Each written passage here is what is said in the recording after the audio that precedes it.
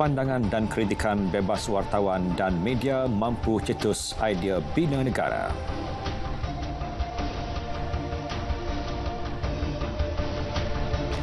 Assalamualaikum dan salam Malaysia Madani. Saya Muhammad Shah Musa.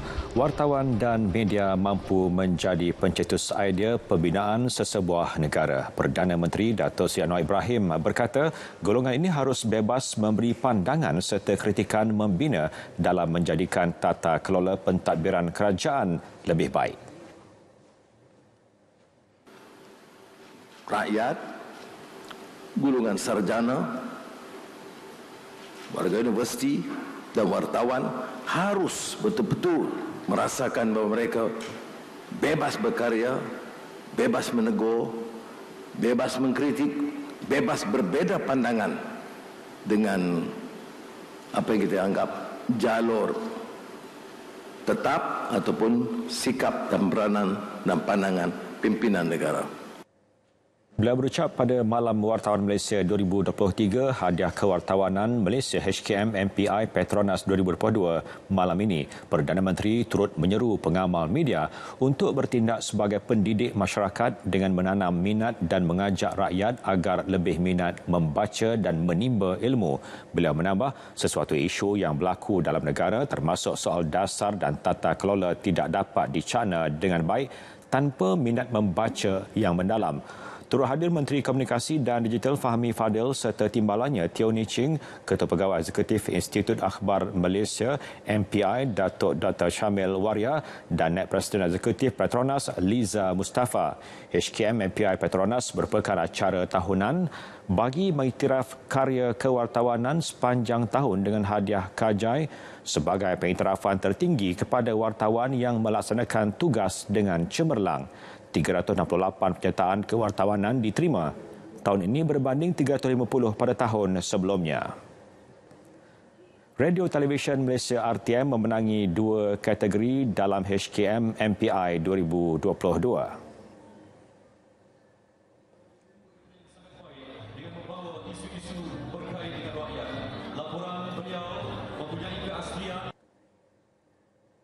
Semalam di Singapura kita menang 2. Hari ini kita menang 2. Saya kenal dua-dua orang ni memang hebat. Dulu saya nak bagi sejarah ya. Saya dijemput oleh RTM untuk menjadi coach dalam Ikon Sarawak. Masa tu dia di dalam Ikon Sarawak. Jadi dari situ saya dah nampak dia ni memang hebat. Jadi memang mesti menang. Jadi bila nama dia calon tak okey Andy boleh menang. So alhamdulillah wonderful job. 2 kali. So tahun depan boleh lagi sekali. InsyaAllah. Okay. So we are very proud of them. Sangat bangga ke. RTM ni banyak orang, ramai orang yang berpengalaman dan juga yang mempunyai bakat yang sangat besar. Wartawan dan editor Andy Reza Rohadian pemenang emas kategori hadiah wartawan muda A. Sama Ismail TV dengan membawa pulang RM5,000 sijil dan trofi. Ia hasil garapan laporan LRT tergendala, apa puncanya dan usul undi percaya terhadap PM, makna sebenar dan kepentingannya. Bukan saja buat saya tetapi juga untuk RTM, kerana tanpa RTM tiadalah saya. RTM yang menyediakan ruang, peluang dan kepercayaan untuk saya berkarya menerusi laporan-laporan berita. Saya berdoa semoga hadiah wartawan muda yang saya terima hari ini akan dapat memberi inspirasi kepada lebih ramai wartawan, bukan sahaja di RTM, malah di seluruh Malaysia untuk memberikan yang terbaik untuk industri kewartawanan di Malaysia. Manakala Rosli Omang daripada National FM merupakan pemenang emas kategori laporan radio terbaik dengan membawa pulang RM10,000 sijil dan trofi. Ia melalui laporan K9 Wira 1222 yang dihasilkannya. Alhamdulillah, hari ini kemenangan untuk 2 tahun berturut-turut. Apa yang paling penting, pertama sekali nak ucap terima kasih kepada isteri, anak-anak semua atas pengorbanan, kepada Nasional FM dan terutamanya kepada RTM sendiri. Karya yang dihasilkan dengan seikhlasnya, bukan kerana memikirkan kemenangan ataupun anugerah dan apa-apa jua bentuk penghargaan yang lain, tetapi sememangnya keikhlasan untuk berkarya itu mungkin membawa saya untuk menang untuk kali kedua. Betul. Kepentingan rakyat dan negara adalah lebih utama, tegas Perdana Menteri Datuk Seri Anwar Ibrahim. Kehadiran beliau pada Perhimpunan Agung UMNO 2023 adalah di atas platform perpaduan yang dapat memperkukuh kerajaan yang dipimpinnya ketika ini. Yang penting menyempurnakan tugas kepada negara. Pengalaman pribadi itu penting, tetapi dia tidak boleh mengatasi kepentingan rakyat dan kepentingan negara. Jadi saya hadir semula kerana saya menggunakan platform perpaduan ini untuk memperkukuh kerajaan dan memberi manfaat kepada rakyat. Beliau mengulas mengenai kehadirannya di Perhimpunan Agung UMNO 2023 yang berlangsung hari ini di Ibu Negara. Pengerusi Pakatan Harapan ini tiba di Pusat Dagangan Dunia WTC Kuala Lumpur pada 9.05 pagi. Ketibaan beliau disambut Presiden UMNO Datuk Seri Dr. Ahmad Zahid Hamidi serta barisan kepimpinan UMNO. Kekal menjadi rakan strategik dengan mencerminkan representasi sebenar UMNO maupun Barisan Nasional. Justru Presiden UMNO Datuk Seri Dr. Ahmad Zahid Hamidi mengulangi komitmen terus mempertahankan kerajaan perpaduan yang menerajui kepimpinan negara sehingga pilihan raya umum ke-16. Kerajaan perpaduan adalah gagasan besar. Masyarakat madani adalah falsafah besar. Mendepani landscape politik baru adalah anjakan besar. Semuanya ini membuktikan kita sentiasa memikirkan agenda dan idea hebat buat negara. Menerusi ucapan dasar Presiden, beliau menegaskan keberadaan UMNO dalam kerajaan perpaduan juga tidak mengubah prinsip perlembagaan parti. Tambah beliau, naratif kononnya Islam terancam ketika pentadbiran kerajaan perpaduan hari ini tidak berasas sama sekali. Sementara itu, tekad mempertahankan kerajaan serta memegang amanah rakyat sehingga pilihan raya umum ke-16 turut dikongsi rakan gabungan daripada parti lain. I hope so, because I have been there to ensure that we support the government of the day, because the mandate is there from the Rakyat, and on top of that is a decree coming from the King to request that there shouldn't be any kind of instability in the country, to ensure that there will be continuity in terms of economic development, to ensure that Rakyat will be there to be served. But we never know the dynamic of politics in this part of the world. Setidak yang penting kita bekerjasama dengan baik. Yang penting bukan soal dari kata-kata. Yang penting ialah keikhlasan kita bersama. Keikhlasan kita dari segi kerja kita. Keikhlasan dari segi kerjasama kita untuk pastikan fungsi kerajaan pada hari ini berjalan dengan baik. Saya rasa kita perlu menunjukkan kematangan kita berpolitik. Bukan melalui kata-kata, tetapi melalui tindakan kita. Mereka ditemui selepas menghadiri Perhimpunan Agung UMNO sebagai jemputan khas yang mewakili parti komponen kerajaan perpaduan. Sebanyak 1,080 taman asuhan kanak-kanak taska dikenal pasti tidak berdaftar, tegas Menteri Pembangunan Wanita, Keluarga dan Masyarakat Datuk Seri Nancy Shukri. Jumlah itu amat membimbangkan. Jelas beliau ia berikutan sukar untuk sebarang tindakan diambil sekiranya berlaku perkara tidak diingini.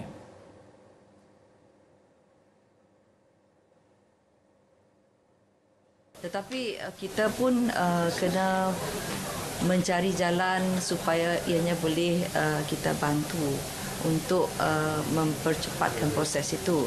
Cuma kalau kami di sini, kalau JKM untuk meluluskan pendaftaran cuma 30 hari. Tetapi sebelum kita dapat mendaftar, dia perlu menepati syarat-syarat daripada PBT. Jadi itulah yang menjadi cabaran dan juga kekangan. Tambah beliau, satu perbincangan bersama Kementerian Pembangunan Kerajaan Tempatan KPKT akan diadakan. Beliau bercakap dalam sidang media selepas menyempurnakan Konvensyen Pengasuhan dan Pendidikan Awal Kanak-Kanak Kebangsaan 2023 di Putrajaya. Dalam pada itu, sebuah pangkalan data pusat pengasuhan akan diwujudkan. Kementerian Pembangunan Wanita, Keluarga dan Masyarakat KPWKM melalui Jabatan Kebajikan Masyarakat dan semua jabatan serta agensi di bawahnya akan terus memberikan pemeliharaan dan perlindungan sewajarnya kepada kanak-kanak. KPWKM dalam kenyataan berkata pihaknya turut meningkatkan kesedaran dalam usaha melindungi kanak-kanak melalui kerjasama dengan pelbagai pihak. Kementerian juga turut memandang serius kes penderaan yang tular melibatkan seorang kanak-kanak berusia 2 tahun baru-baru ini dan yakin siasatan terperinci terhadap individu berkenaan akan dijalankan. Kerajaan tidak akan berkompromi dengan mana-mana kesalahan yang melibatkan hak dan kebajikan kanak-kanak selaras dengan Akta Kanak-Kanak 2001. Selaras titah-titah daripada Yang di-Pertuan Agong berhubung isu penggunaan kalimah Allah, Kementerian Dalam Negeri KDN mengadakan Majlis Libat Urus Kementerian Dalam Negeri bersama cendekiawan Islam dan asatizah yang bagi mendapatkan cadangan dan pandangan kolektif sebagai salah satu proses penyediaan cadangan penambahbaikan arahan pentadbiran berkaitan isu tersebut. Para jemputan diberikan ruang untuk mengutarakan cadangan bagi menoktahkan isu-isu berbangkit mengenai kawalan dan penguatkuasaan penerbitan dalam lingkungan skop mengekalkan dasar sedia ada berhubung penggunaannya. KDN sekali lagi memberikan penerangan terperinci mengenai pendirian dan komitmen kerajaan bagi menyelaras peruntukan undang-undang Islam demi keselamatan negara dan kemaslahatan ummah dan kedudukan institusi beraja. Siri libat urus ini akan diteruskan dengan segmen pemegang taruh yang lain, khususnya bersama Key Opinion Leader Majlis Agama Islam Negeri dan Jabatan Kemajuan Islam Malaysia JAKIM. Dapatan melalui siri libat urus kelak akan diteliti dan dirumuskan di peringkat KDN dalam bentuk cadangan penambahbaikan arahan pentadbiran yang baru tahun ini. KDN menyatakan komitmen menjaga keselamatan dan ketenteraman awam terhadap sebarang bentuk penerbitan yang memudaratkan ketenteraman awam dari semasa ke semasa. Pemberian subsidi serta kawalan harga ayam dan telur yang sepatutnya berakhir pada 30 Jun akan diteruskan. Kementerian Pertanian dan Keterjaminan Makanan dan Kementerian Perdagangan Dalam Negeri dan Kos Hidup KPDN dalam kenyataan memaklumkan keputusan itu dibuat mengambil kira semua aspek. Ia termasuk bagi memastikan industri ayam dan telur kekal mampan dan kebajikan rakyat terus terbela. Sebelum ini, Mesyuarat Jemaah Menteri pada 17 Februari lalu menetapkan pemberian subsidi ayam dan telur bermula 1 Januari hingga 30 Jun. Keputusan dibuat bagi memastikan kesejahteraan rakyat terus terpelihara selaras aspirasi Kerajaan Malaysia Madani dan telah mendapat persetujuan Perdana Menteri Datuk Seri Anwar Ibrahim. Pengecualian duty stamp bagi pemilikan rumah pertama diteruskan untuk menggalakkan pemilikan rumah dalam kalangan rakyat. Kementerian Kewangan memaklumkan layanan duty stamp berkenaan terpakai bagi perjanjian jual beli yang disempurnakan dari 1 Jun 2022 sehingga 31 Disember ini. Menerusi program pemilikan rumah HOPE, pengecualian duty stamp 100% bagi pembelian rumah berharga tidak melebihi RM500,000. Manakala pengecualian duty stamp 75% bagi pembelian rumah berharga melebihi RM500,000 sehingga RM1 juta. Di bawah HOPE, pemilikan rumah pertama Inisiatif Pemilikan Kediaman Malaysia iMilik akan diberi pengecualian duty stamp ke atas surat cara pindah milik dan perjanjian pinjaman. Selain itu, kerajaan juga telah bersetuju duty stamp surat cara pindah milik harta tanah secara kasih sayang melibatkan ibu, bapa dan anak-anak, datuk, nenek dan cucu dikecualikan sepenuhnya terhad kepada RM1 juta pertama nilai harta tanah. Baki selebihnya daripada nilai harta tanah tersebut tertakluk kepada kadar duty ad valorem dan diberi remisi sebanyak 50% ke atas duty stamp yang dikenakan. Layanan duty stamp ini terpakai bagi surat cara pindah milik harta tanah yang disempurnakan mulai 1 April 2023. Laporan Haji 1444 Hijriah, perkhidmatan luar di sekitar bangunan penginapan Jemaah Haji Malaysia sentiasa dipantau. Unit khidmat luar tabung haji yang beroperasi di Makkah dan Madinah bertanggungjawab ke atas perkara itu. Pemantauan adalah dari segi aspek perkhidmatan yang mana segi operasinya, jam operasinya. Lepas tu kalau ada misalnya apa-apa masalah, dia akan salurkan kepada kita dan kita akan salurkan kepada pengarah operasi markah. Antara perkhidmatan utama yang dipantau adalah kualiti dan harga makanan di kafeteria. Unit khidmat luar juga akan memastikan perkhidmatan penghantaran barang yang ditawar memuaskan hati para jemaah.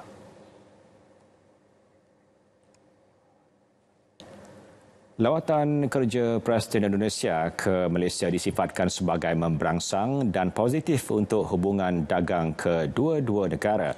Malah penanalisis ekonomi Profesor Madya Dr. Aimi Zulhazmi Abdul Rashid berkata, keakraban kedua-dua negara pemimpin juga terselah apabila berjaya menyelesaikan beberapa isu yang berlarutan seperti isu sempadan. Antara kerjasama yang berterusan terutamanya Malaysia-Indonesia tentang minyak kelapa sawit, itu pasti berlaku. Keduanya seperti saya katakan tadi adalah cross border trading, perniagaan antara sempadan, rentas sempadan antara dua negara, atau di Indonesia dipanggil pintas sempadan tak silap saya. Ini harus kita lihatkan kerana ia menjana ekonomi dari segi aspek peruncitan dan juga kepada aspek wisata ataupun pelancongan di negara kita. Ini harus kita giatkan kerana di sinilah banyak perniagaan mikro, kecil dan sederhana. Tambah bila pengiktirafan bersama pensijilan halal bagi produk domestik yang telah ditandatangani juga dilihat sebagai satu pencapaian yang positif bagi kedua-dua negara. Pejabat Konsulat Jeneral Malaysia di Ho Chi Minh City melancarkan Minggu Malaysia Madani di Ho Chi Minh City bermula hari ini sehingga 18 Jun. Minggu Malaysia Madani diadakan bersempena dengan sambutan ulang tahun ke-50 hubungan dua hala Malaysia-Vietnam. Dalam pernyataan medianya, program hasil kerjasama Malaysia Business Chamber MBC dengan sokongan semua agensi kerajaan iaitu Matrade, Tourism Malaysia, Vietnam dan Education Malaysia. Ia juga bertepatan dengan aspirasi kerajaan mengetengahkan Malaysia Madani di peringkat global. Sambutan ini turut dimeriahkan dengan kehadiran persembahan kebudayaan dari Perak dan Melaka. Minggu Malaysia Madani menonjolkan 3 segmen utama iaitu Pavilion Malaysia Madani, Malaysia Education Fair dan program makanan dan kebudayaan Malaysia di 4 hotel terkemuka Ho Chi Minh City. Sebanyak 19 jenama dan 11 universiti awam dan swasta Malaysia terlibat menjayakan program berkenaan. Ada 3 aspek yang saya ingin utarakan di sini, iaitu pertama berkaitan dengan perpaduan. Kita semua rakyat Malaysia seharusnya menjadikan nilai perpaduan ini sebagai satu aset kita, aset negara kita yang utama sekali demi masa hadapan. Yang keduanya ialah kita harus kurangkan perbezaan di antara sesama kita sebagai rakyat Malaysia yang kita cintai ini. Kurangkan perbezaan, jurangkan perbezaan di antara setiap kaum dan setiap bangsa dan setiap agama. Dan yang ketiga, seperti pepatah Inggeris, unity begins at home, ataupun perpaduan bermula daripada rumah itu.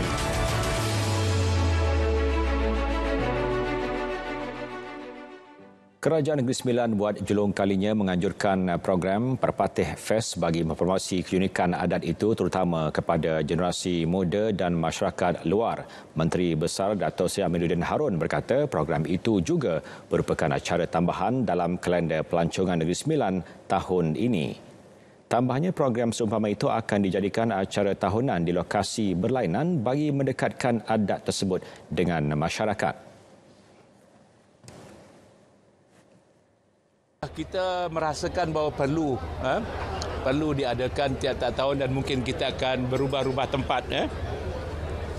Kita akan di daerah-daerah, mungkin di daerah-daerah yang lain supaya mereka lebih dekat dan mereka lebih merasa sendiri. Dan ini mungkin kita buat di Seremban, tahun hadapan kita buat di daerah lain supaya kita akan lebih memberi minat kepada golongan-golongan muda untuk memastikan adat mereka dijaga dengan baik, insya-Allah. Beliau berkata demikian ketika ditemui selepas majlis perasmian Perpatih Fest di Seremban. Acara dengan peruntukan RM500,000 itu turut memberi pengalaman gastronomi kepada pengunjung melalui program promosi makanan Negeri Sembilan dan permainan tradisi seperti Batu Seremban. 9 identiti Negeri Sembilan yang merangkumi adat, seni bina, makanan tradisional, busana, bunga, muzik, tarian dan permainan tradisional turut dilancarkan. Majlis itu juga menyaksikan 2 rekod Malaysia dicipta dan dicatat dalam Malaysia Book of Records melalui masakan kari kepala kambing terbanyak serta panta dan jambar terbanyak. Acara yang bertemakan Saadat Tidak Seresam itu bakal berlangsung sehingga 11 Jun menyasarkan kehadiran seramai 10,000 pengunjung. Ipoh akan menjadi bandar pelancongan utama dalam negara menjelang tahun 2025. Datuk Bandar Ipoh, Datuk Romaizi Baharin berkata antara strategi yang dilakukan adalah menarik lebih banyak jenama antarabangsa untuk beroperasi di negeri itu. Jelasnya Ipoh juga ketika ini dikategorikan sebagai bandar wilayah.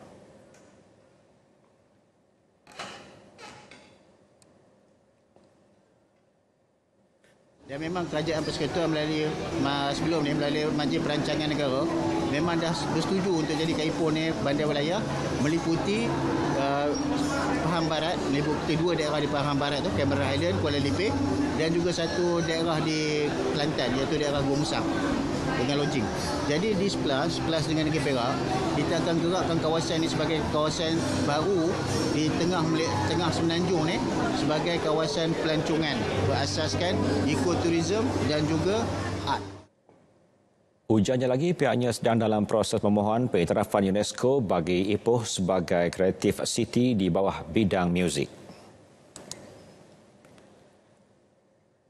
Pembangunan kawasan Sabak Bernam, Sabda mampu menarik pelaburan berjumlah RM1.9 bilion bagi memajukan bahagian utara Selangor. Pembangunan melibatkan kawasan seluas 1,317 hektar dengan 6 projek pembangunan dirangka.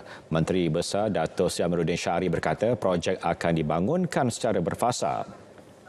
Majlis dengan doa dan harapan mudah-mudahan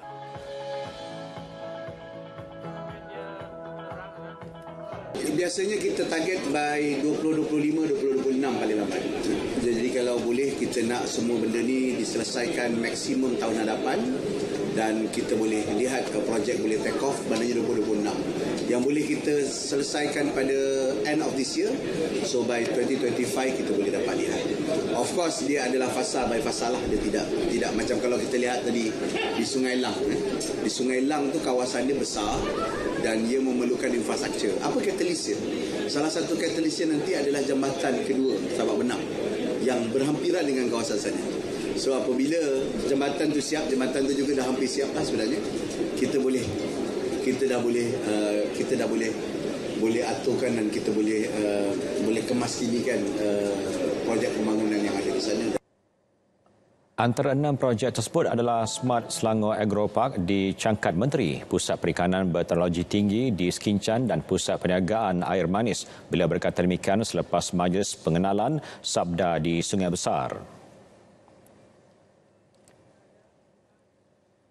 Susulan video tular seorang lelaki gelandangan dipukul menggunakan besi pemukul baseball di Pelabuhan Kelang. 4 remaja lelaki termasuk 3 daripadanya merupakan pelajar sekolah mengaku tidak bersalah terhadap pertuduhan mencederakan seorang gelandangan bulan lalu.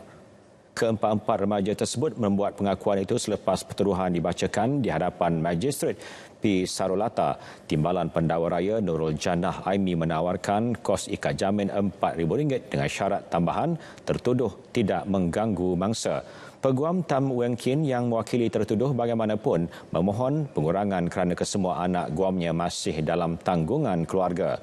Magistrate P. Sarolata kemudian membenarkan kos ikat jamin RM2,000 bagi setiap tertuduh serta menetapkan 28 Julai depan sebagai tarikh sebutan semula kes. Terdahulu keempat-empat tertuduh didakwa secara sengaja menyebabkan kecederaan parah ke atas seorang lelaki berusia 67 tahun di kaki lima sebuah pasar raya di Jalan Lebuh Berangan Pelabuhan Kelang kira-kira pukul 3.30 pagi. Kes didakwa mengikut Seksyen 325 Kanun Kesusahan yang memperuntukkan hukuman penjara sehingga 7 tahun dan denda jika sabit kesalahan.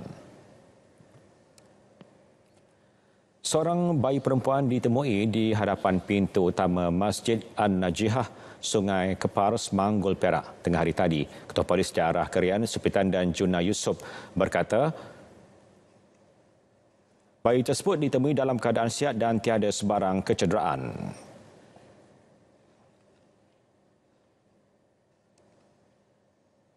Hasil semakan rakaman kamera litar tertutup CCTV mendapati seorang perempuan telah masuk ke dalam kawasan masjid tersebut dan meninggalkan bayi itu sebelum beredar. Pihak polis meminta wanita yang terakam dalam rakaman tersebut untuk tampil ke IPD Kerian bagi membantu siasatan. Kes disiasat di bawah Seksyen 317 Kanun Keseksaan. Orang ramai yang mempunyai sebarang maklumat berkaitan kejadian diminta untuk menyalurkan maklumat kepada Balai Polis Bampiran atau menghubungi bilik gerakan IPD Kerian di talian 05 721 2222.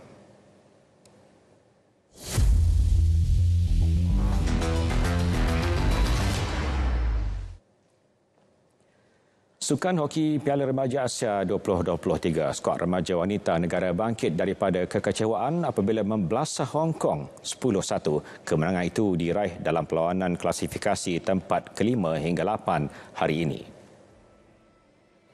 Kemenangan ke atas Hong Kong itu sekaligus menyaksikan skuad negara bakal bertemu Kazakhstan bagi penentuan tempat kelima dan keenam Ahad ini. Pada aksi berlangsung di Kakamegara, Jepun itu, Nur Syamin Azurin Muhammad Badusha menampilkan aksi cemerlang apabila menjaringkan hat-trick sekaligus dinobatkan sebagai pemain terbaik perlawanan. Semalam, skuad muda wanita negara tewas 1-3 menentang Korea Selatan pada aksi terakhir peringkat kumpulan A sekaligus terlepas peluang layak ke Piala Dunia Remaja 2023 di Chile Disember ini. Juara Piala Malaysia 2021 Kuala Lumpur City FC hari ini secara rasmi mengumumkan pelantikan Menteri Komunikasi dan Digital Fahmi Fadil sebagai penaung baharu kelab itu. Pengumuman itu dibuat menerusi hantaran di laman Instagram rasmi KL City FC. Pada Rabu lepas, Fahmi yang juga ahli Parlimen Lebah Pantai bersetuju menjadi penaung KL City FC selepas menerima tawaran Presiden Persatuan Bola Sepak Kuala Lumpur, Khalid Abdul Samad. Ketika ini, KL City FC berada di posisi ke-6 dalam saingan Liga Super 2023 dengan mengumpul 23 mata selepas mengharungi 14 perlawanan.